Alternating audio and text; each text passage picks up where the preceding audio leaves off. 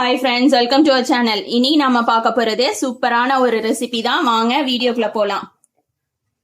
நான் உளுந்தும் அரிசியும் 1 மணி நேரம் ஊற வச்சிருக்கேன். ஊற வச்சு மிக்சியில போட்டு இந்த மாதிரி அரைச்சிருக்கேன்.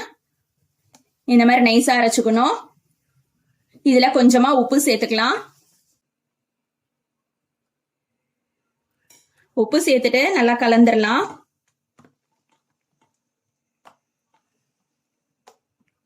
இதை ஒரு ஓரமா வச்சிடலாம். இதோட அளவுகள் எல்லாமே நான் டிஸ்கிரிப்ஷன் பாக்ஸ்ல கொடுக்குறேன், செக் பண்ணிக்கோங்க.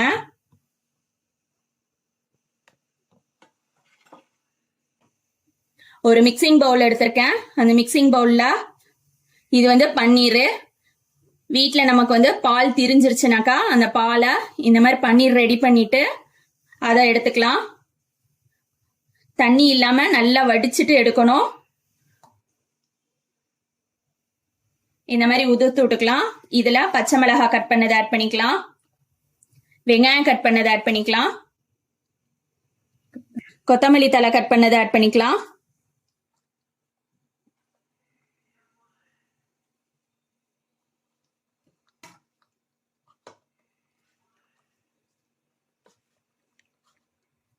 இதுல கொஞ்சமா உப்பு சேர்த்துக்கலாம்.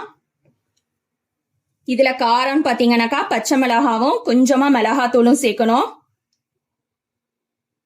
ஏற்கனவே உள்ள உளுந்து மாவுல உப்பு சேர்த்திருக்கோம், அதால இதுக்கு மட்டும்தான் உப்பு போடணும். கொஞ்சமா மிளகாத்தூள் சேர்த்தா போதும், ரொம்ப வேண்டாம். எல்லாத்தையும் மிக்ஸ் பண்ணிட்டு சின்ன சின்ன பால்ஸா உருட்டிக்கலாம். நான் உருட்டிட்டு காட்டுறேன். இப்ப பாத்தீங்கன்னா உருண்டை போட்டாச்சு. இதை இப்படி ஓரமா வச்சுக்கலாம். நம்ம ஏற்கனவே அரைச்ச உளுந்து மாவுல கொஞ்சமா பெருங்காயத்தூள் சேர்த்துக்கலாம்.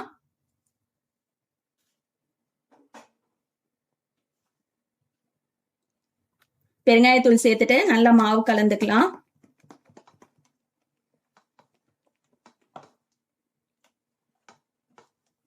மாவு பாத்தீங்கன்னா ரொம்ப கெட்டியா இருக்கக்கூடாது, தண்ணியா இருக்கக்கூடாது. தண்ணியா இருந்ததுன்னா எண்ணெயை இழுக்கும், கெட்டியா இருந்ததுன்னா உள்ளுக்க வேகாது, களி மாதிரி இருக்கும், நல்லா இருக்காது. அடுப்புல கடாய் வச்சு கடாயில எண்ணெய் ஊத்தி சூடு காட்டியிருக்கேன். எண்ணெய் சூடு வந்தோடனையும் நம்ம இதை எடுத்து போட்டுடலாம்.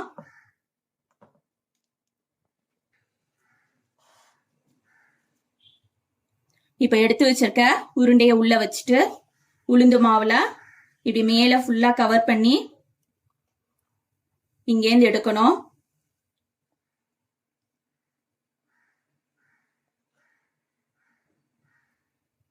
இதை எடுத்து எண்ணெயில போட்டுடலாம். பக்கத்திலேயே இன்னொன்னு போட்டுக்கிறேன். இதே மாதிரி எல்லாத்தையும் போட்டுட்டு டிஸ்டர்ப் பண்ணாம ஒரு 5 மினிட்ஸ் கூட்டணும்.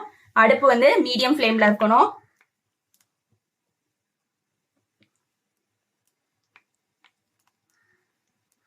இப்ப பாத்தீங்கன்னா போட்டதுக்கு மேல கொஞ்சமா எண்ணெய இப்படி தெளிச்சு விடணும்.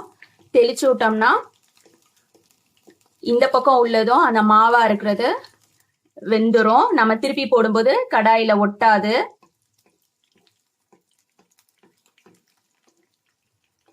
இப்ப இத திருப்பி போட்டுக்கலாம்.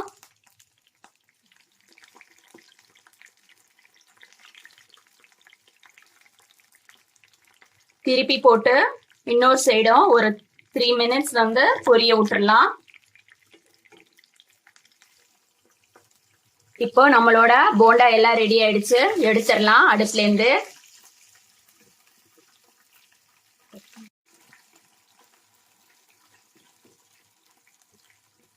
இப்ப பாத்தீங்கன்னா நம்மளோட பன்னீர் போண்டா ரெடி ஆயிடுச்சு.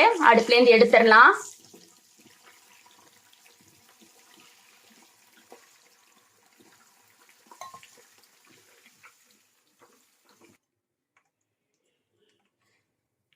இப்ப நம்மளோட பன்னீர் ஸ்டஃப்டு போண்டா ரெடி ஆயிடுச்சு. எப்படி கிறிஸ்பியா இருக்குன்னு சொல்லிட்டு காட்டுறேன் பாருங்க. எந்த அளவுக்கு கிறிஸ்பியா இருக்குன்னு பாருங்க. உள்ள உள்ளதும் கட் பண்ணி காட்டுறேன்.